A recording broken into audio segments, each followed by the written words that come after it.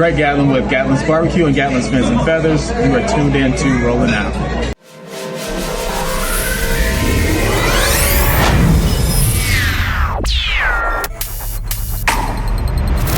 So in 2010, we started a barbecue restaurant, which is Gatlin's Barbecue, which is about 5 minutes from here. Started out as a small outfit, little 800 square foot building that we added on a smoker room in the back of it. And from there, it's been a dream. We started to get these long lines outside of the building.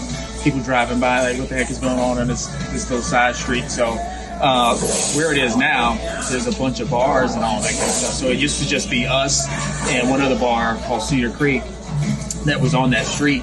And then there was a bunch of residential and a little bit of commercial stuff down there. But people would be driving by and they'd see these long lines and they would just show up. And so we started that. We've had that for 15 years. Today, this is the 15th year barbecue.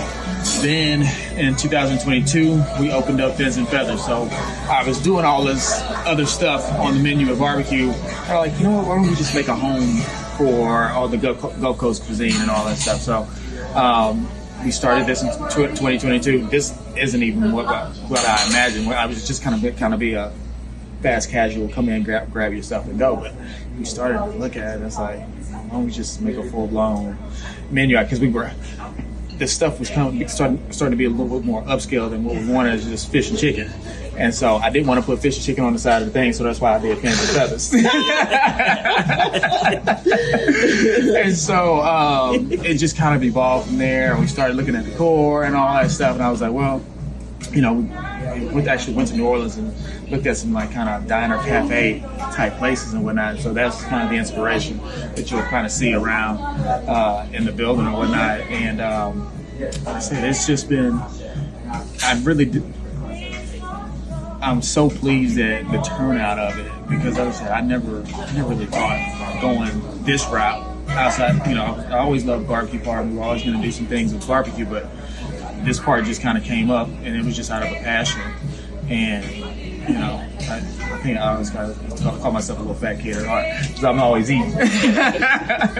And but no, so I mean, that and just being in a city that has such a diverse culture of people and cuisines and all that kind of stuff. So we try to mend some of that stuff in with our specials and whatnot. So you may see something that's traditionally, you know, African American, but we'll put a Latin spin on it. We'll do some Afro-Caribbean stuff.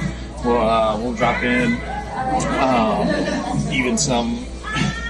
even Asian and Japanese type, you know, with ramens and stuff like that. So you'll see a little bit of stuff all over the map with it. But the classics are executed well, executed the way that nostalgically you think about them. And I think that's the thing that why people come here and come to eat. So, you know, if you think about catfish that your grandmother used to cook in that cast iron skillet, you know, I want you to feel that type of thing when you come in. That fried chicken, when you get that bite, it's like, oh, grandmama cooks that one. So, you know, and so that's the feeling I want you to have when you come in and you have the Fins and Feathers. And then we'll hit you with some of the other things and whatnot. We'll pair you with some nice wines and whatnot. So, you know, it's just home. We want it to be home. Like I didn't want a really large place. This place seats 84, and so I didn't want a large place. It's just enough. So when it gets busy, you know, I don't know if you hear the music in the background right here. You know, I love you.